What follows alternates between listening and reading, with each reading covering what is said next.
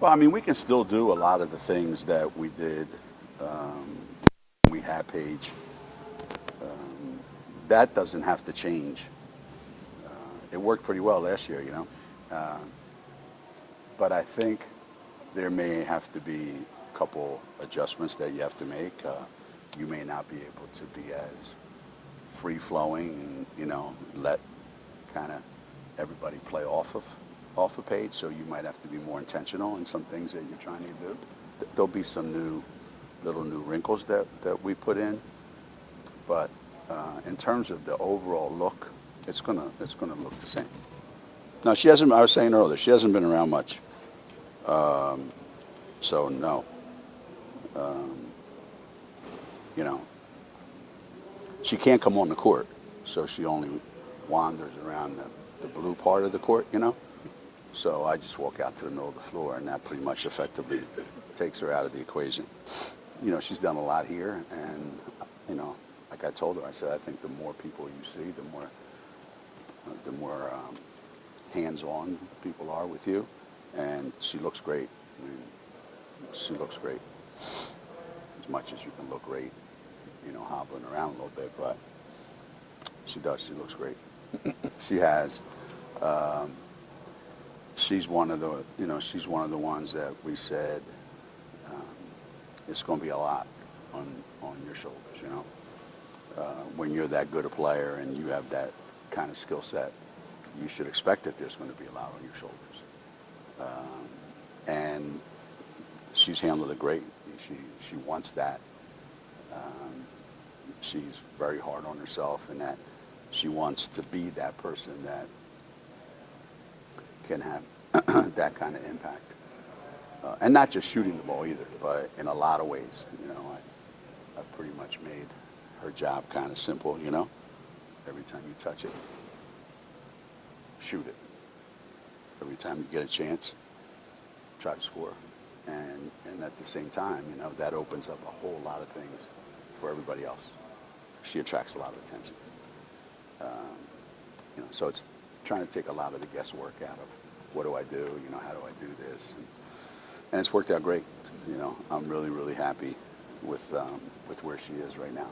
You know, we keep track of all the different dynamics that happen on the floor. You know, our strength and conditioning coach, you know, Andrea Hootie, she pretty much monitors, you know, every move that they make on the floor, and according to her statistics and her metrics,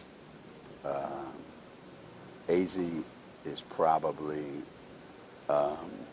number one in the highest output of any kid on the team. So that says a lot about how she's feeling and how comfortable she is. Lou's been steady, you know, like you would think, because she's played so much college basketball.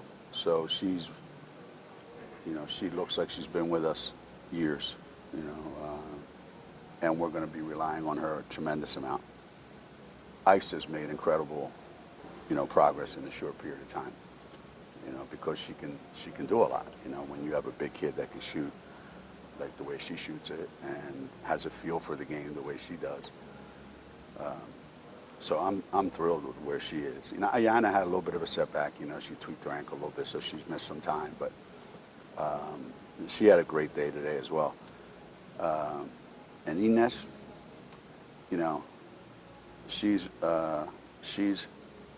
it's like I'm a glutton for punishment. You know, it's just as I try to rehabilitate one European point guard, I got another one that I gotta. And when she's good, she's really good. And when she's not,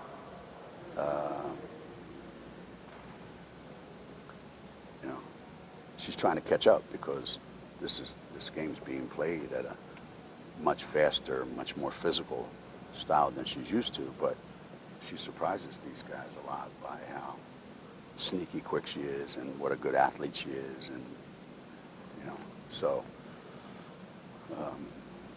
you know, we didn't expect her to come in here and be Paige, and so she's been everything I expected her to be.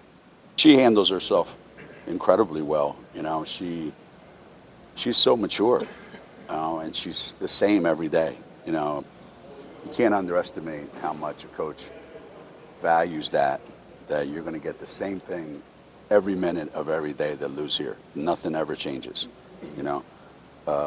There's no ups and downs with Lou. I had a little conversation with Joe Frager recently, and we're working on two things that Lou didn't have to do a lot of at Fairfield. You know, handling the ball and passing it. You know, and she said, Coach, every play we ran was for me. And you can tell, because when she gets the ball, she just has a knack. Like, she knows exactly what shot she has to take and how to get it. It's just really fun to watch. So,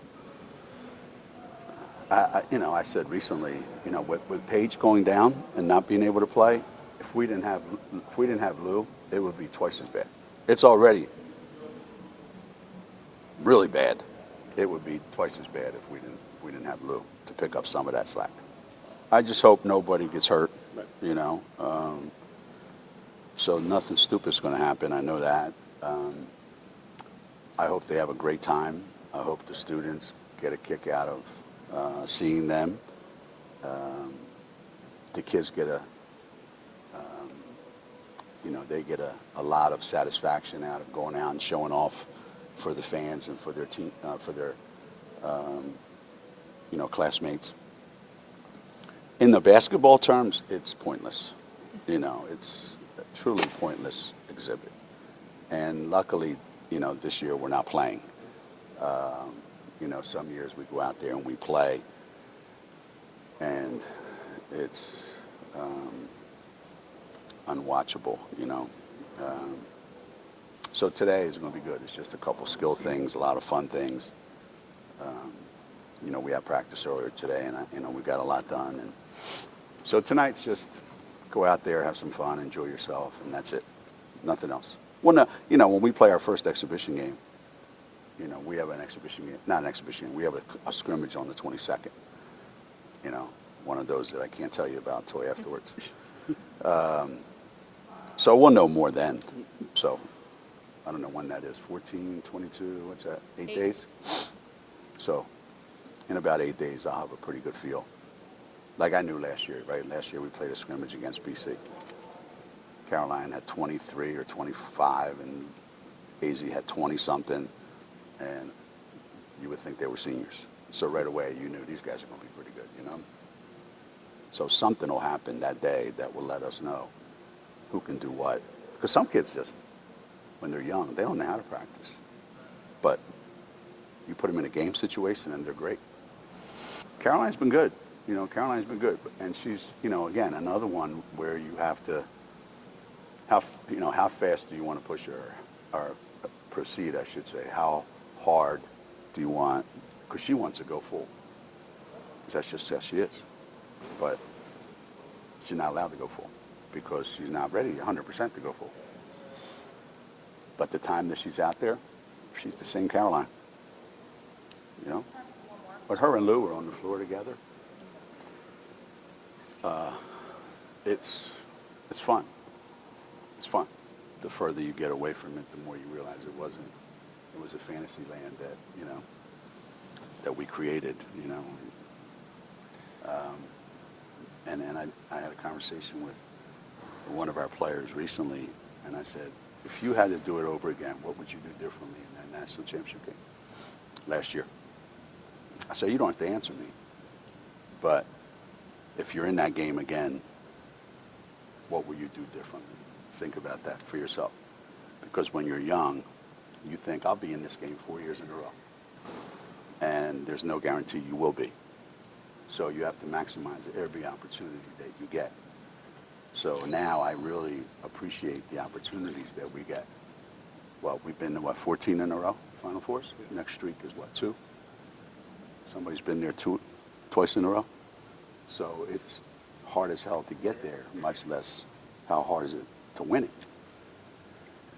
And we're going to win another one. It's just a matter of when. You know, I don't know when that is, you know. But we're going to win another one.